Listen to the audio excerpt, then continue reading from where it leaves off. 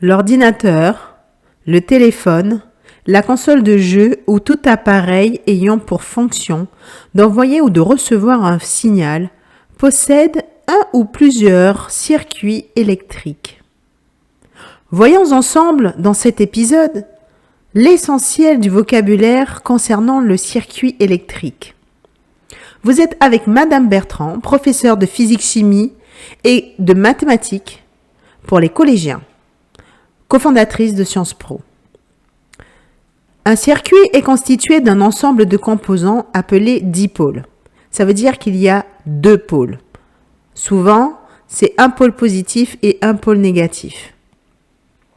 Les dipôles sont reliés entre eux pour permettre la circulation du courant électrique. Les dipôles ont besoin d'énergie pour fonctionner. Il y a deux catégories de dipôles électriques. Les générateurs, ce sont eux qui fournissent l'électricité. D'ailleurs, dans le mot électricité, on reconnaît le mot électron. Il faut savoir que pour que le courant existe, il faut qu'il y ait déplacement de porteurs de charge. C'est-à-dire qu'il faut qu'il y ait soit des électrons, soit des ions. Les générateurs ont un pôle positif et un pôle négatif. Les électrons qui sont négatifs partent du pôle négatif vers le pôle positif du générateur en passant par le circuit fermé. Ainsi, les composants sont alimentés en courant.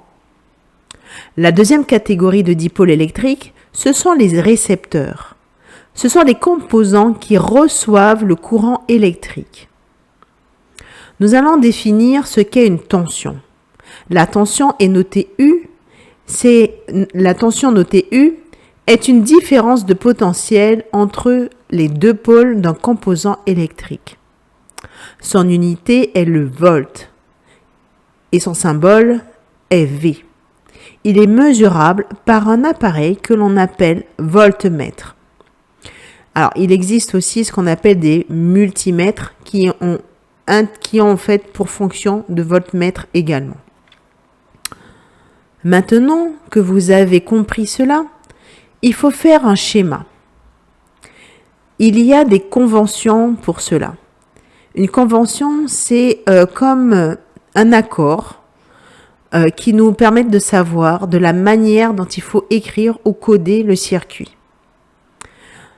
Le courant circule du pôle positif du générateur vers le pôle négatif. Il y a ce qu'on appelle le sens actif et le sens passif. Donc, quand le dipôle est actif, comme le générateur, le sens du courant sera le même que celui de la tension.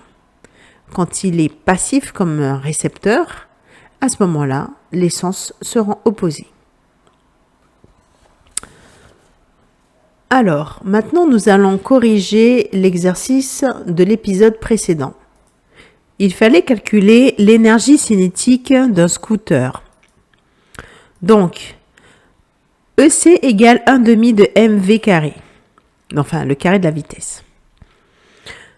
La masse vaut 150 kg, la vitesse 10 mètres par seconde et l'énergie va donc l'énergie sera en joules.